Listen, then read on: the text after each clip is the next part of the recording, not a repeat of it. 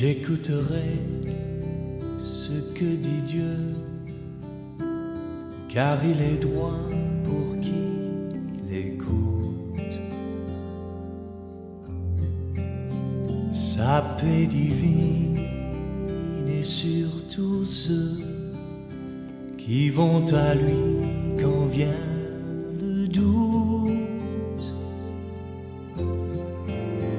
Fidèlement je veux le suivre, je veux marcher dans ses sentiers. Il est la main qui me délivre de la folie de mes projets. Ta bienveillance, ô Éternel,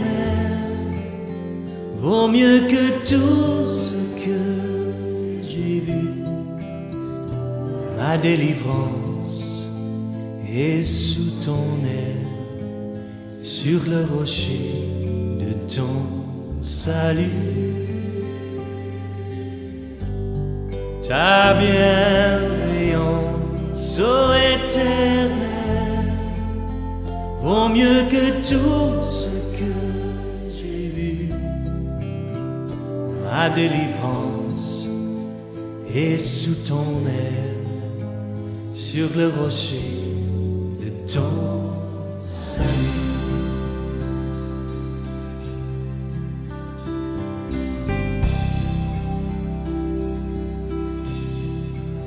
Sa gloire est proche, son règne vient, et le pays est apaisé.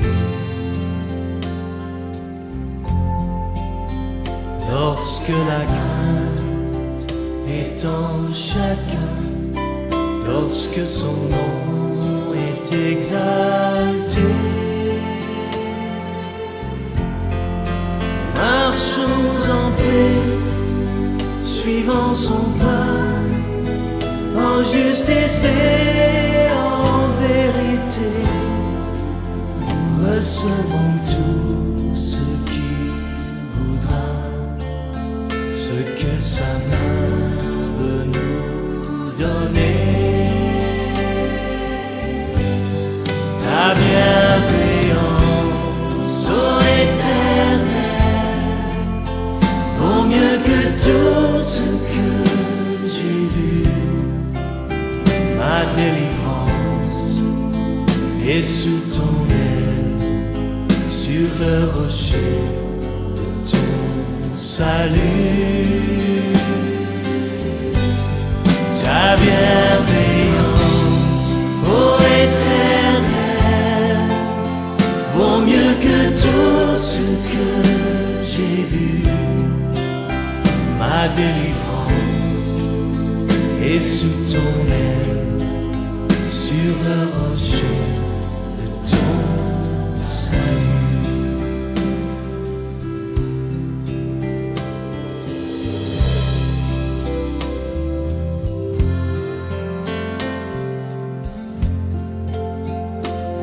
Levons nos voix pour remercier le Seigneur pour tout ce qu'il a fait dans nos vies, sa fidélité,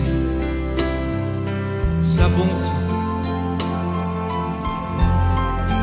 Marchons en paix, suivant son pas, en justice et en vérité. Recevons tout ce qu'il voudra, ce que sa main veut nous donner. Ta bienveillance, ô Éternel, vaut mieux que tout ce que j'ai vu. Ma délivrance est sous ton aile, sur le rocher de ton salut. Ta bienveillance, ô Éternel, vaut mieux que tout ce que j'ai vu. Ma délivrance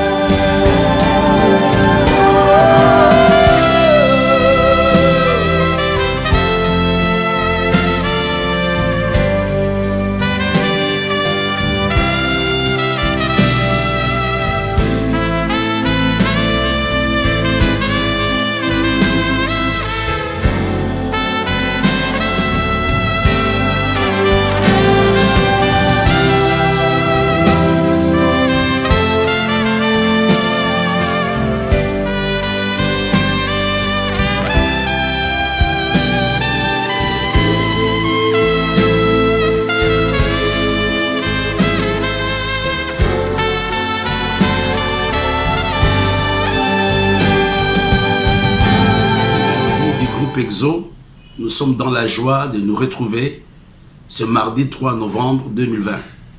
J'aimerais avant toute chose que nous puissions bénir le mois de novembre. Il y a quelques versets bibliques que je vous donnerai.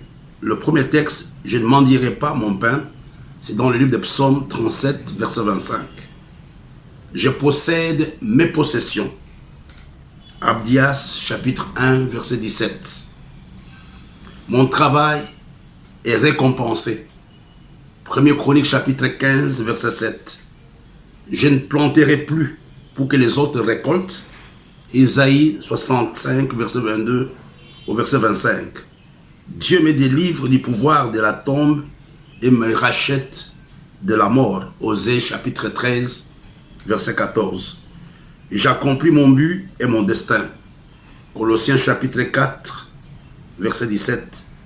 Ce sont quelques versets que vous pouvez proclamer ce matin pour recommander ce mois à la grâce de Dieu. J'aimerais que ces versets deviennent vos versets à vous. Prions. Seigneur, nous te bénissons et nous te glorifions pour la grâce que tu nous accordes de commencer cette nouvelle classe dans cette nouvelle formule. Nous voulons nous tenir devant toi, notre Père et notre Dieu, pour que ce que tu as commencé à faire avec nous depuis le mois d'avril bénisse quelqu'un. Nous te bénissons notre Père, nous te bénissons notre Dieu, dans ton précieux nom que nous avons ainsi prié. Amen. Comme nous l'avons annoncé, nous commençons aujourd'hui la nouvelle formule que nous avons annoncée il y a quelques temps.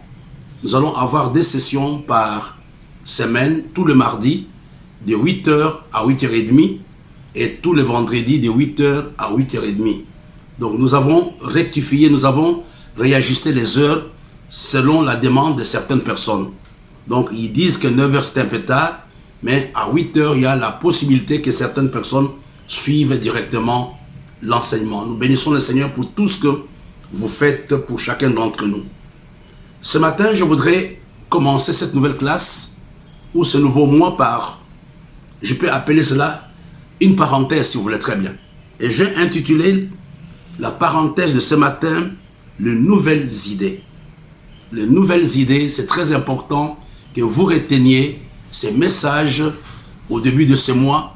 Avoir les nouvelles idées, si vous voulez très bien. Les titres, avoir les nouvelles idées. Tu peux noter, je reprends, avoir les nouvelles idées. J'aimerais qu'on lise d'abord un texte dans les livres de Proverbes chapitre 16. Proverbes chapitre 16 au verset 20. Il y a un bon texte que j'aime bien et que bénira quelqu'un ce matin. Celui qui réfléchit sur les choses trouve le bonheur, et celui qui se confie en l'Éternel est heureux. Je réponds, celui qui réfléchit sur les choses trouve le bonheur, et celui qui se confie en l'Éternel est heureux. Voilà. Donc je disais ce matin que nous sommes en train de réfléchir, nous sommes en train de partager une pensée que nous avons intitulée « Avoir les nouvelles idées ». Vous savez, ceux qui réussissent, ce sont des hommes et des femmes qui réfléchissent. Je réponds, ceux qui réfléchissent, ce sont ces hommes et ces femmes qui réussissent. Ou encore on peut dire, ceux qui réussissent, ce sont ces hommes et ces femmes qui réfléchissent. Et la deuxième chose qui est très importante à retenir ce matin, le succès est le résultat des idées. Et vous comprenez, il y a quelque chose qui est une interpellation personnelle, qui est aussi, ça peut t'aider aussi toi ce matin. Notre problème, le problème de l'homme n'est pas le manque d'argent. Le problème de l'homme n'est pas le manque de dons ou de talents. Le problème de l'homme n'est pas le manque de relations ou de personnes influentes dans sa vie. Notre plus grand problème, c'est le manque de nouvelles idées. C'est le manque de nouvelles idées. Et vous comprenez que notre vie, ou le succès dans la vie, est conditionné par la qualité des idées que tu as. Et nous sommes au début du mois de novembre. Notre prière de ce matin est de dire à Dieu, s'il te plaît Seigneur, j'aimerais avoir de nouvelles idées pour le mois qui commence, ou pour la suite de ma vie. Et n'oublions pas, mes frères et sœurs, Dieu, notre Dieu est un créateur. Et nous avons été créés à son image. Cela signifie qu'en nous, nous avons le potentiel, nous avons la capacité de créer. Et le grand combat que l'homme a, le diable s'assoit sur notre capacité de créer, sur notre possibilité d'avoir de nouvelles idées. Dans notre pays, ici au Cameroun, il y a des gens qu'on appelle les fémans. Ils ne sont pas sorciers. Mais qu'est-ce qu'ils utilisent? C'est leur pensée. Malheureusement, leur pensée, ils mettent ça au service du mal. Et vous savez que chacun d'entre nous a la capacité de changer le cadre de sa vie si Dieu lui donne accès à de nouvelles idées. Et j'aimerais ce matin nous encourager. Depuis hier soir, quand je préparais ce partage, je me disais, mais Seigneur, aide-nous. Vous savez, frères et sœurs, nous sommes au début du mois. Nous voulons un nouveau commencement. Mais il n'y a pas de nouveau commencement s'il n'y a pas de changement. Et il n'y a pas de changement s'il n'y a pas de nouvelles idées. Et vous comprenez, c'est important dans ta vie chaque matin, quand tu te lèves, que tu dises à Dieu, donne-moi de nouvelles idées. C'est possible. Il y a un bon texte que vous pouvez lire dans le livre de Philippiens chapitre 2 au verset 13. Et vous allez comprendre que c'est Dieu qui est à la base de nouvelles idées. Dieu sait exactement où se trouvent tes opportunités. Dieu sait. Et c'est lui qui va t'orienter vers de nouvelles opportunités. C'est lui qui va t'orienter vers de nouvelles opportunités. Dieu sait exactement où se trouve ta bénédiction. Dieu sait exactement ce que tu dois faire pour réussir. Je vais prendre un exemple, je vais revenir là-dessus. Un jour, je vous donnerai des exemples dans la Bible et vous allez comprendre. Le cas de la pêche avec, je reviendrai là-dessus après, le cas de la pêche avec Pierre. La parole de Dieu nous dit qu'il avait pêché toute la nuit. Mais Pierre n'avait pas eu le poisson. Quand bien même Pierre était un pêcheur professionnel. Quand bien même Pierre connaissait le lac, il le connaissait très bien. Mais qu'est-ce qui s'était passé? Quand Jésus était arrivé le matin, il a trouvé Pierre en train de laver, il a trouvé Pierre qui était en train de vouloir partir. Je vais écouter l'histoire, je vais revenir là-dessus. Qu'est-ce qui s'était passé? Jésus avait donné une nouvelle idée à Pierre. Il a dit, jetez vos filets en pleine eau. Et là, vous allez trouver le poisson. Et tu comprends que le problème, je voudrais dire à quelqu'un, ton problème n'est pas du tout ton entourage. Le problème, que le diable t'aveugle. Tu n'arrives pas à saisir la pensée de Dieu pour ta vie. Tu n'arrives pas à saisir exactement à quoi Dieu t'appelle. Tu n'arrives pas à saisir exactement quelle est la saison dans laquelle tu te trouves. Tu n'arrives pas à saisir exactement ce que tu dois faire. Tu dois avoir de nouvelles idées. Il y a quelques années, j'avais une sœur dans l'église avec qui j'avais de très bonnes relations. C'était une femme d'affaires. Jusqu'à aujourd'hui. Mais j'étais surpris de la manière dont elle opérait. Vers le mois de janvier, elle venait me voir. Elle me dit, pasteur, je voudrais commander les t-shirts. Je disais, mais pourquoi? Moi, je ne voyais pas cela. Il me dit, pourquoi? Il me dit, mais le mois prochain, il y aura défilé. Il y a la fête de la jeunesse. C'est le moment de pouvoir vendre ceci. C'est le moment de pouvoir vendre cela. Donc, elle avait de nouvelles idées qui correspondaient à chaque saison. Et tu comprends que tu ne peux pas vivre avec le vieil avec les idées anciennes dans la nouvelle saison dans laquelle Dieu t'introduit. C'est important à tout moment, que tu sois pasteur, que tu sois ancien, que tu sois n'importe quel leader, de dire à Dieu, fais-moi la grâce d'avoir de nouvelles idées. Je sais que la vie est compliquée. Je sais que la vie est un carrefour de contradictions. Mais la chose qui peut nous aider, c'est de pouvoir accéder aux nouvelles idées. Le changement de ta position, le changement de ton statut est fonction de nouvelles idées.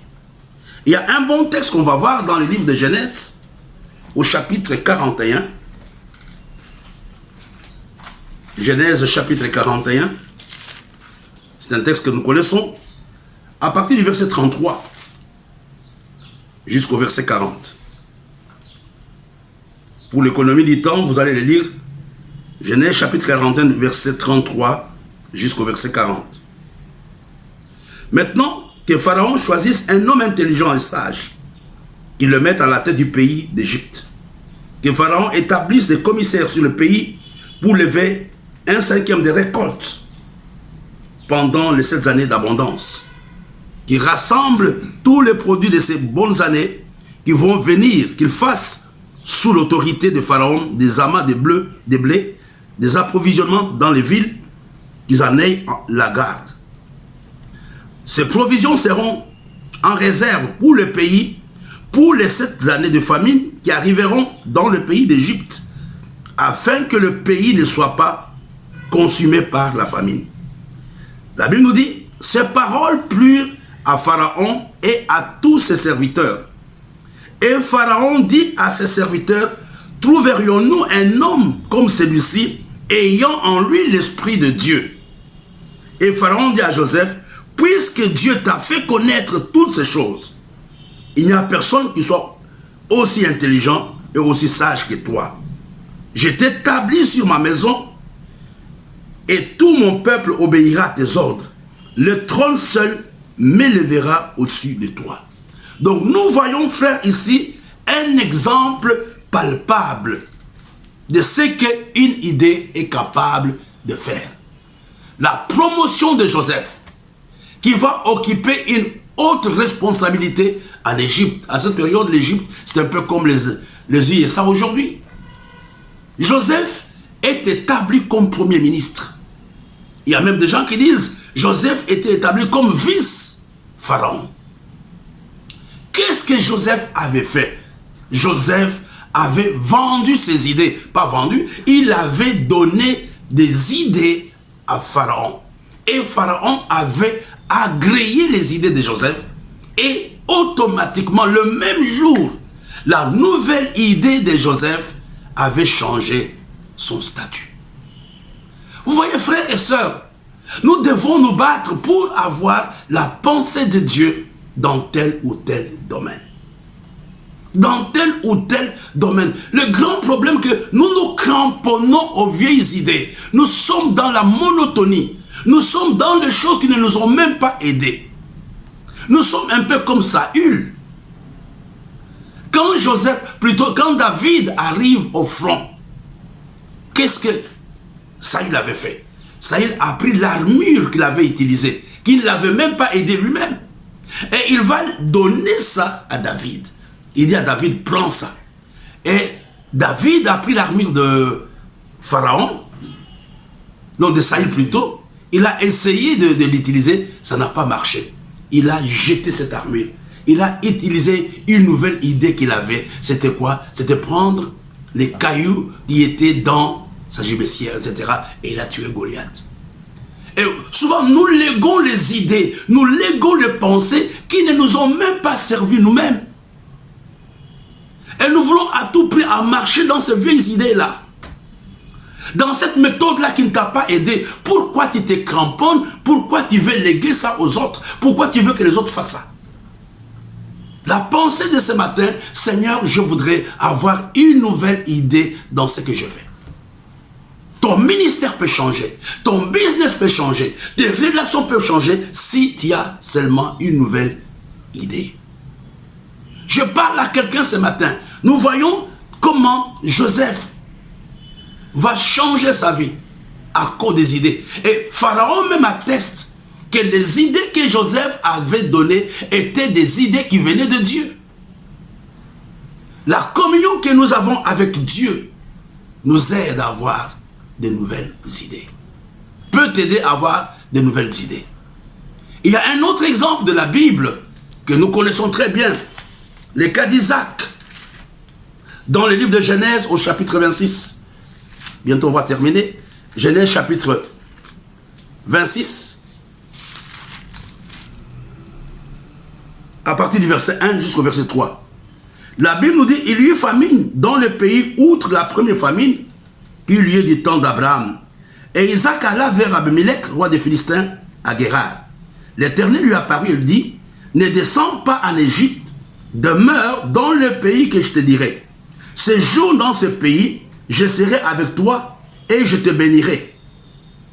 Je te bénirai car je donnerai toutes ces contrées à toi et à ta postérité, et je tiendrai le serment et j'ai fait Abraham ton père. Écoutez, Isaac avait failli faire comme son père. Parce que du temps de la famine, Abraham s'était déplacé. Mais Isaac a voulu faire la même chose. Mais gloire soit rendue à Dieu. Dieu était apparu à Isaac en disant, ne fais pas comme ton père, je te donne une nouvelle idée. Reste ici, même si c'est compliqué, reste ici.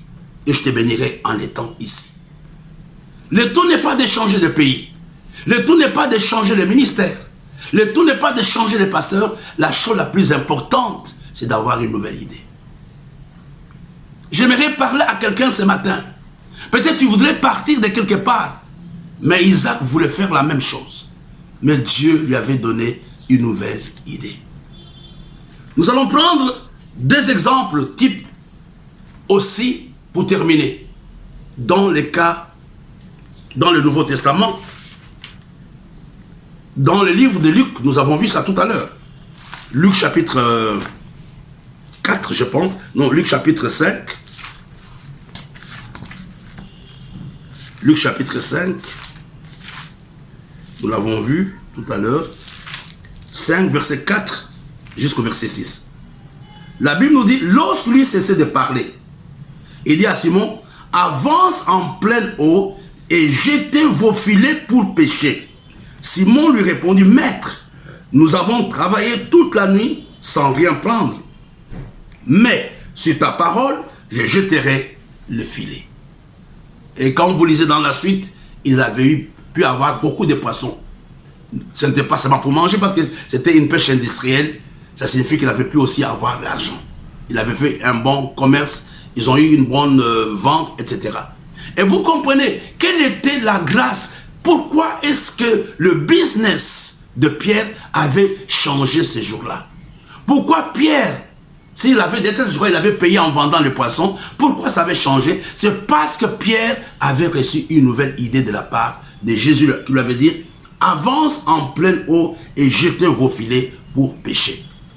Ce qui avait changé, le fleuve ou le lac n'avait pas changé, Pierre n'avait pas changé, le filet n'avait pas changé, mais la seule chose qui avait changé, Pierre a reçu de la part de Jésus une nouvelle idée.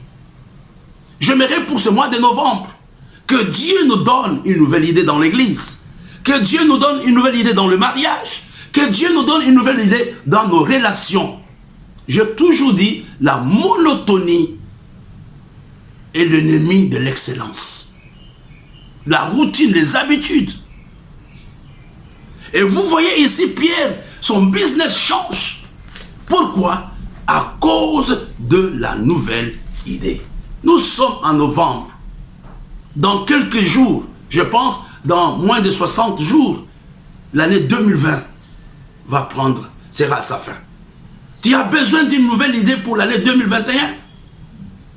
Tu as besoin d'une nouvelle idée dans la chose qui t'effraie. Il y a des choses qui ne marchent pas dans le ministère. Il y a des choses qui ne marchent pas dans ton mariage. Il y a des choses qui ne marchent pas dans tes relations. Le tout n'est pas d'accuser quelqu'un. Le tout n'est pas de doigter quelqu'un. Écoute Dieu. Dis à Dieu, que dois-je faire? Devant Tsiklag, quand la ville était incendiée, David avait eu une nouvelle idée de la part de Dieu. Il a dit, poursuis et tu vas délivrer.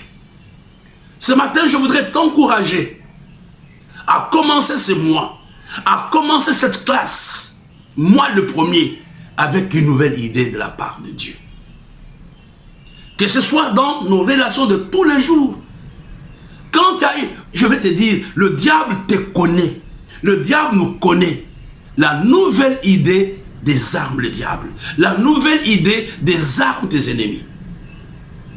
Ne sois pas la même personne. Et la Bible nous dit que la bonté de Dieu se renouvelle chaque matin. Chaque matin, tu peux avoir de nouvelles idées. Et un homme qui a de nouvelles idées est un homme insaisissable. Je termine avec le dernier texte dans le livre de Jean, chapitre 21. C'était pendant la période où les disciples étaient découragés. Les disciples voulaient même rentrer dans le monde, je pense. Jean chapitre 21, verset 3 à 6. La Bible nous dit, Simon-Pierre leur dit, je vais pêcher. Ils lui dirent, nous allons aussi avec toi. Ils sortirent et montèrent dans une barque. Et cette nuit-là, ils ne prirent rien. Le matin étant venu, Jésus se trouva sur les rivages. Mais les disciples ne savaient pas que c'était Jésus. Et Jésus leur dit, enfants, n'avez-vous rien à manger? Ils lui répondirent non. Et il leur dit, jetez le filet du côté droit de la barque. Vous trouverez, et vous trouverez. Ils le jetèrent donc. Ils ne pouvaient plus le retirer à cause de la grande quantité de poissons. Et quand vous lisez dans la suite, après ces miracles de Jésus, Pierre s'était repenti. Pierre a demandé pardon à Dieu, etc. Et j'aimerais que nous puissions ce matin comprendre, comme je disais, la nouvelle idée me stabilise. Donc nous voyons ici, les disciples aussi étaient dans l'échec. La nouvelle idée concerne le plan matériel, concerne le plan relationnel, concerne le plan financier, concerne le plan santé, etc. Il y a des choses qui peuvent t'aider, mais il n'y a que Dieu qui peut te les donner. La nouvelle idée, regardez, il va leur dire, jetez du côté droit, c'est là où il y a les poissons. Ils ont trouvé. À cause de ces miracles, Pierre qui était découragé, va encore revenir au Seigneur. Je voudrais ce matin que Dieu te donne de nouvelles idées pour ton commerce. Que Dieu te donne de nouvelles idées pour ton leadership. Que Dieu te donne de nouvelles idées pour ton mariage. Dieu peut te dire, écoute, fais ceci avec ton mari. Fais ceci avec ta femme. Fais ceci avec tes enfants. Sans nouvelles idées, il n'y a pas de nouveau départ. Sans nouvelles idées, il n'y a pas de nouveau rendement. Notre prière de ce matin, nous allons nous retrouver vendredi le matin à partir de 8 h. Mais aujourd'hui, je voudrais terminer cette première émission de cette nouvelle formule avec la pensée avoir une nouvelle idée. Même dans le monde, mes bien-aimés, les médecins sont régulièrement dans les séminaires de mise en forme, renforcement des capacités. Et nous devons chaque jour être à l'école de Dieu pour que nous puissions avoir de nouvelles idées. Nous devons nous former, nous devons écouter le Saint-Esprit qui peut nous dire aujourd'hui fais ceci, aujourd'hui fais cela. Les innovations que nous connaissons dans le monde, regardez par exemple avec les téléphones, on te dit, ça c'est un iPhone 10, un iPhone 11, un iPhone 15. Les gens passent leur temps à chercher de nouvelles idées. Les innovations devraient être beaucoup plus grandes dans nos églises si nous écoutions le Saint-Esprit. Le problème, que nous nous accrochons à la monotonie et nous ne faisons aucun effort d'écouter le Saint-Esprit. Les disciples n'avaient pas eu le poisson toute la nuit. Mais le matin, quand Jésus était arrivé, il leur avait dit, jetez le filet à droite.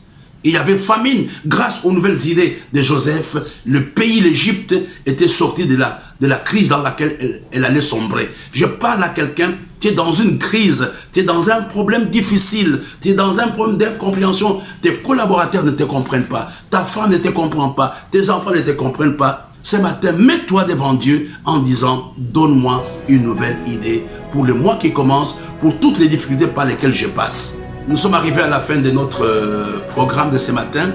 Nous reprenons les annonces que nous sommes en train de faire en tenant compte des différents paramètres Et en accord avec toutes nos autorités académiques, nous avons fixé définitivement la rentrée académique dans la deuxième moitié du mois de janvier 2021. Ceci concerne la Salle University, concerne la FTSA et Tyrannus. Mais par contre, pour la présentation du livre, ou bien pour l'édition ou l'impression du livre, nous continuons à demander votre secours. Donc, le livre au jour de la détresse, nous voulons que ce soit un événement que nous puissions produire en grande quantité. Peut-être que vous n'avez pas encore contribué. J'aimerais que vous puissiez nous appeler. Et nous nous sommes fixés comme date butoir le samedi 5 décembre 2020. Donc, le samedi 5 décembre 2020, ça sera la date où nous allons, par la grâce de Dieu, imprimer, présenter les livres au jour de la détresse. Ça sera vraiment un événement. Nous bénissons Dieu pour la présence de chacun d'entre vous et surtout pour votre attention.